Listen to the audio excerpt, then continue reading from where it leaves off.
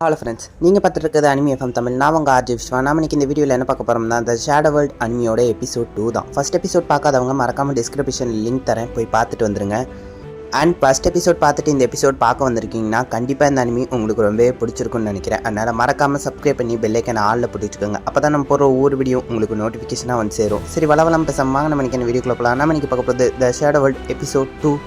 எபிசோடோட ஸ்டார்டிங்கில் பயங்கரமாக மழை பெஞ்சிக்கிட்டு இருக்க ஒரு பள்ளத்தாக்குக்கு நடுவில் ஒருத்தன் கூடிஸ் போட்டு நடந்து போய்கிட்டு இருக்கான். அப்போ மின்னல் வெட்டி மறைய அந்த மின்னலோட வெளிச்சத்தில் பார்க்கும்போது அந்த பள்ளத்தாக்கு முழுக்க டெட் பாடிஸும் ரத்தமும் நிறைஞ்சிருக்கு. ஆனாலும் அவன் சிரிச்சுக்கிட்டே ஒரு இடத்த பார்த்து, ஒரு வழியாக நான் உன்னை கண்டுபிடிச்சிட்டேன் அப்படின்னு சொல்கிறான். அப்போ அந்த இடத்த பார்க்கும்போது நிறைய டெட் பாடிஸ்க்கு மேலே ஒரே ஒரு குழந்தை மட்டும் இருக்குது. அந்த குழந்தைய சாப்பிடணும்னு முயற்சி பண்ண நிறைய மான்ஸ்டர்ஸ் அந்த குழந்தை உடம்புலேருந்து வெளிப்பட்ட டைனமிக் டிஸ்ட்ராக்ஷன்ற பவரால் பூரா செத்து கிடக்கு.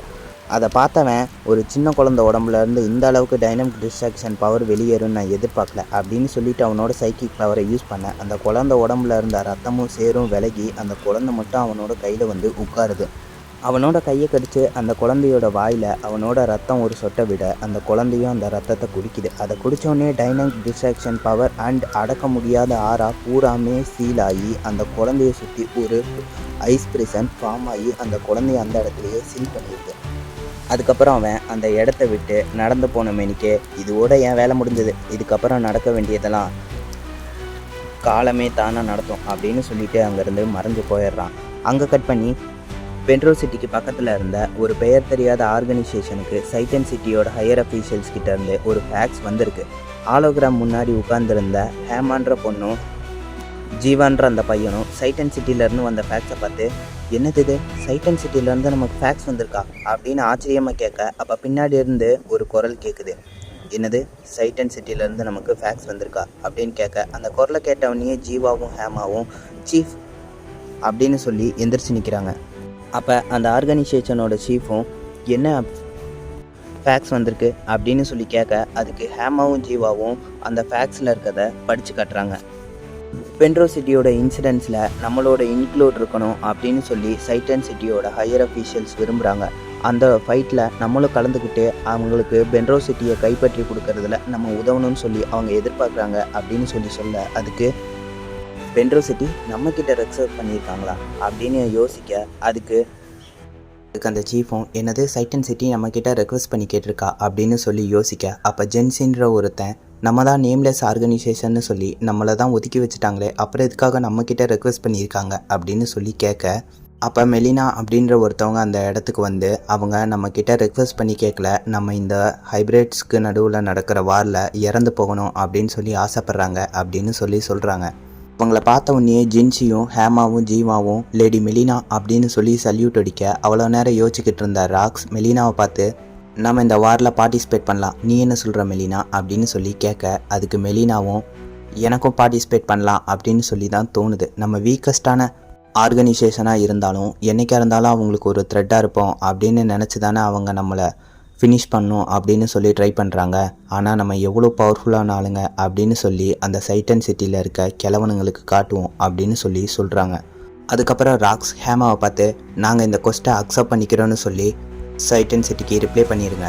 அதுக்கப்புறம் நம்மளோட கமாண்டர்ஸ் எல்லாம் மீட்டிங் ரூமில் வர சொல்லி மெசேஜ் பண்ணிடுங்க அப்படின்னு சொல்லிட்டு மெலினாவை பார்த்து, என்ன மெலினா, உன்னோட ஒர்க் பூரா முடிஞ்சா அப்படின்னு சொல்லி கேட்க, மெலினா நான் என்னோட ஒர்க்கை பூரா முடிச்சிட்டேன், நீ தான் இன்னும் ஒரு வேலையும் செய்யாமல் சும்மா உட்காந்துக்கிட்டு இருக்க ராக்ஸ் அப்படின்னு சொல்கிறாங்க.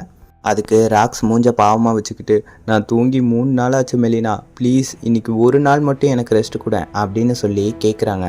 அதுக்கு மெலினா, ஒரு ஆர்கனைசேஷனோட லீடராக இருக்கணுன்றது ஒன்றும் அவ்வளோ ஈஸியான விஷயம் கிடையாது, அதுக்கு நம்ம தூக்கத்தை சாக்ரிஃபைஸ் பண்ணி நிறைய ஒர்க் பண்ணால் தான் நம்மளால் முன்னேற முடியும் அப்படின்னு சொல்ல, என்ன மெலினா நீயே இப்படி சொன்னால் நான் என்ன பண்ணுவேன், ஒரு நல்ல ஒய்ஃபா நீ இந்நேரம் என்னை பார்த்து அதிக ப்ரெஷரை எடுத்துக்காதீங்க, உங்கள் உடம்புக்கு நல்லதில்லை, நல்லா ரெஸ்ட் எடுங்க அப்படின்னு சொல்லுவேன்ல நான் எதிர்பார்த்தேன் அப்படின்னு சொல்லி ராக்ஸ் பாவமாக கேட்க, அதுக்கு மெலினா, இந்த பாவம் பார்க்குற கதையெல்லாம் என்கிட்ட வேலைக்கு ஆகாது, இதெல்லாம் வேற யார்கிட்டையாவது வச்சுக்கோங்க அப்படின்னு சொல்லி ராக்ஸ் அங்கேருந்து தரன்னு மீட்டிங் ரூமுக்கு இழுத்துட்டு போகிறாங்க.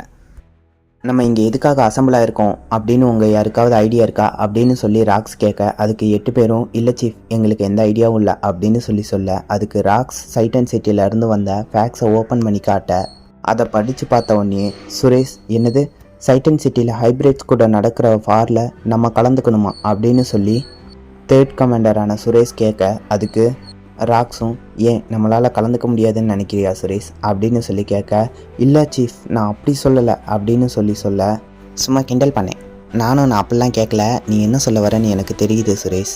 நம்ம ஒரு நேம்லெஸ் ஆர்கனைசேஷன், நம்மக்கிட்ட எதுக்காக இந்த ஃபேக்ட்ஸை கொடுத்துருக்காங்க அப்படின்னு யோசிக்கிறது தான் எனக்கும் முன்ன தோணுச்சு. அதுக்கப்புறம்தான் அவங்க நம்மளை ஒரேடியாக தீர்த்து கட்டணும்னு முடிவு பண்ணியிருக்காங்க. என்னதான் நம்ம ஒரு நேம்லெஸ் ஆர்கனைசேஷனாக இருந்தாலும், நம்ம ஒரு வீக்கான ஆர்கனைசேஷனாக இருந்தாலும், நம்ம எப்போவுமே அந்த சைட்டன் சிட்டியில் இருக்க கிழவனுங்களுக்கு ஒரு த்ரெட்டாக தான் இருப்போம். அதனால தான் நம்மளை ஒரேடியாக தீர்த்து கட்டணும்னு முடிவு பண்ணி இந்த வாரில் நம்மளை பார்ட்டிசிபேட் பண்ண சொல்லி நம்மக்கிட்ட ரெக்வெஸ்ட் பண்ணியிருக்காங்க அப்படின்னு சொல்லி ராக்ஸ் சொல்ல, அப்போ ஜூலி ராக்ஸை பார்த்து, அப்போ ட்ராப்புன்னே தெரிஞ்சு நம்ம போய் ஃபைட் பண்ணுமா அப்படின்னு சொல்லி கேட்க, அதுக்கு ராக்ஸ் ஜூலியை பார்த்து, நம்ம ட்ராப்னு தெரிஞ்சு போய் அதில் காலை வச்சாதான் நம்ம சிக்கிக்குவோம், நம்ம தான் அவங்க ட்ராப் தான் நமக்கு செட் பண்ணுறாங்க அப்படின்னு தெரியும், ட்ராப் எங்கே இருக்குன்னு தெரியும், அந்த ட்ராப்பில் என்ன இருக்குன்னு தெரியும். ஆனால் இப்போ நம்ம அதை பற்றி யோசிக்கக்கூடாது, அதை எப்படி நமக்கு சாதகமாக மாற்றிக்கலாம் அப்படின்றத பற்றி தான் யோசிக்கணும் அப்படின்னு சொல்லி ராக்ஸ் சொல்ல, அப்போ சாரா சிரிச்சுக்கிட்டே, அப்படின்னா நம்மளோட ட்ரூ பவர் என்ன, நம்ம ஒன்றும் வீக்கஸ்டான ஆர்கனைசேஷன் கிடையாது, எங்களை அவ்வளோ சீக்கிரம் அழிக்க முடியாது, நம்மளோட உண்மையான பவரை காட்டி அவங்கள நம்ம பயன்படுத்த போகிறோமா மாஸ்டர் அப்படின்னு சொல்லி கேட்குறாங்க. அதுக்கு ராக்ஸ், நம்ம அதை தான் பண்ண போகிறோம் அப்படின்னு ராக்ஸ் சொல்ல, அதுக்கு சாரா திரும்பவும், இதில் நம்மளோட ட்ரூ பவரை ரிவீல் பண்ணுறது மட்டும் இல்லாமல் மற்ற ரெபல் ஆர்மிஸும் நம்ம கூட வந்து ஜாயின் பண்ணிக்கிறதுக்கு நிறைய வாய்ப்பு இருக்குது, நம்மளோட ஆட்களை அதிகப்படுத்தவும் முடியும், அதே நேரம் நம்மளோட உண்மையான பவர் என்னன்றதை ரிவீல் பண்ணி அந்த சைட்டன் சிட்டியில் இருக்கவங்கள பயன்படுத்தவும் முடியும் அப்படின்னு சொல்ல, ராக் சிரிச்சுக்கிட்டே சாராவை பார்த்து, நீ இன்டெலிஜென்ட் டிபார்ட்மெண்ட்டோட ஹெட்டுன்றதை அடிக்கடி ப்ரூவ் பண்ணி காட்டுற சாரா அப்படின்னு சொல்லி பாராட்டுறாரு. அப்போ லோகன் ராக்ஸை பார்த்து, நம்ம இன்னும் எத்தனை நாளில் சண்டை போட போகிறோம் சீஃப் அப்படின்னு சொல்லி கேட்குறான். இன்னும் 3 டேஸில் நம்ம அந்த இடத்துல ஃபைட் பண்ண போகிறோம், அதனால் எல்லோரும் உங்களோட சோல்ஜர்ஸை தயார் பண்ணி வச்சுக்கோங்க, ஏன்னா ஃபிசிக்கல் ஸ்ட்ரென்த்தில் உங்களோட டீம் தான் ரொம்பவே சக்தி வாய்ந்தது லோகன், அதனால் நீ தான் ஃப்ரண்ட் லைன்லேருந்து சண்டை போட வேண்டியதாக இருக்கும் அப்படின்னு சொல்கிறான். அதை கேட்ட உடனே லோகனும், நீங்கள் சொல்கிறத நான் ஏற்றுக்கிறேன் மாஸ்டர், அண்ட் சாரா நீ தான் பேட்டில் ஃபீல்டில் எப்படி நம்மளோட ஃபார்மேஷன் இருக்கணும், நம்ம எப்படி ஃபைட் பண்ண போகிறோம் அப்படின்றதையும் பிளான் பண்ணி எக்ஸிக்யூட் பண்ணணும் அப்படின்னு சொல்ல, கண்டிப்பாக சீஃப் நாங்கள் இதை செஞ்சு முடிப்போம் அப்படின்னு சொல்லிட்டு 8 கமாண்டர்ஸும் அங்கேருந்து கிளம்பி போக, மீட்டிங் முடிஞ்சதும் ராக்ஸ் சோம்பல் முறிச்சுக்கிட்டு, அப்பாடா ஒரு வழியாக வேலை முடிஞ்சு, இதுக்கப்புறம் போய் ரெஸ்ட் எடுக்கலாம் அப்படின்னு சொல்ல, மெலினா ராக்ஸை பார்த்து, இன்னும் உங்களோட வேலை முடியல, மற்ற பேப்பர் ஒர்க்ஸ்லாம் யார் பாப்பா அப்படின்னு சொல்லி தரன்னு பிடிச்சி இழுத்துட்டு போகிறாங்க. அப்போ ராக்ஸ் அடி தொண்டையிலேருந்து, யாராவது என்னை காப்பாற்றுங்களேன் அப்படின்னு சொல்லி கத்த, அங்கே கட் பண்ணி பென்ட்ரோ நகரத்தில் நடந்துக்கிட்டு இருக்க ஹைப்ரிட்ஸுக்கும் ஹியூமன்ஸுக்கும் வார காட்ட, அந்த இடத்துல நிறைய ஹியூமன்ஸ் ஹைப்ரிட்ஸ் கூட ஃபைட் பண்ணிக்கிட்டு இருக்காங்க. ஆனால் 5 ஹியூமன்ஸ் சேர்ந்து கூட ஒரு ஹைப்ரிடோட பவரை அவங்களால ரீச் பண்ணி டிஃபீட் பண்ண முடியல. இந்த இடத்துல மேக்ஸிமம் ஹியூமன்ஸாக செத்து போய்கிட்டு இருக்க ஹைப்ரிட்ஸ் அவங்கள பார்த்து, நீங்கள் இங்கேருந்து ரெட்ரீவ் பண்ணிட்டு போகிறது தான் உங்களோட இனத்துக்கும் உங்களுக்கும் நல்லது, இல்லாட்டி நீங்கள் எல்லோரும் இறந்து போயிடுவீங்க அப்படின்னு சொல்லி மிரட்டுது. அதுக்கு அந்த இடத்துல கமாண்டர் மாதிரி இருந்த ஒருத்தர், உங்ககிட்ட நாங்கள் தோற்று போக மாட்டோம் அப்படின்னு மூச்சு வாங்கிக்கிட்டே சொல்ல, அதுக்கு அந்த ஹைப்ரிட், உன்னால் எங்களை தோக்கடிக்க முடியும்னு நினைக்கிறியா, அது முடியாது, இங்கேருந்து உயிரோடு இருக்கணும்னு ஆசைப்பட்டேன்னா ஓடி போயிரு அப்படின்னு சொல்ல, அதெல்லாம் கண்டுக்காமல் அந்த கமாண்டர் அந்த ஹைப்ரிட்டை அட்டாக் பண்ணலான்னு போக, நான் கொஞ்சம் கூட கஷ்டப்படாமல் அந்த ஹைப்ரிட் அசால்ட்டாக அந்த கமாண்டரோட அட்டாக்கை டாச் பண்ணி அந்த கமாண்டரோட வயிற்றுலேயே குத்த, வயிறு கிழிஞ்சு முதுகு வழியாக அந்த ஹைப்ரிட்டோட கை வெளியே வந்து அந்த கமாண்டர் அங்கேயே இறந்து போகிறாரு. இதை பார்த்த உடனே அவரோட சோல்ஜர்ஸ் எல்லாம், இல்லை இப்படி நடக்கக்கூடாது, கமாண்டரை தோத்துட்டாருனா அப்போ நாங்களாம் என்ன பண்ணுறது அப்படின்னு சொல்லி அங்கேருந்து பயந்து ஓட, அதை பார்த்து ஹைப்ரிட்ஸ் எல்லாரும், இதுதான் மனிதர்களோட குணம், மனிதர்கள் என்றைக்குமே பயந்து ஓட மட்டும்தான் லாக்கி அப்படின்னு சொல்லி சிரிக்க ஆரம்பிக்குதுங்க. மாதிரி ஒரு ஆயுதம் அந்த ஹைப்ரிட்டோட கழுத்தை சுத்த, இந்த ஹைப்ரிட்டோட தலை தனியாக போய் விழுகுது.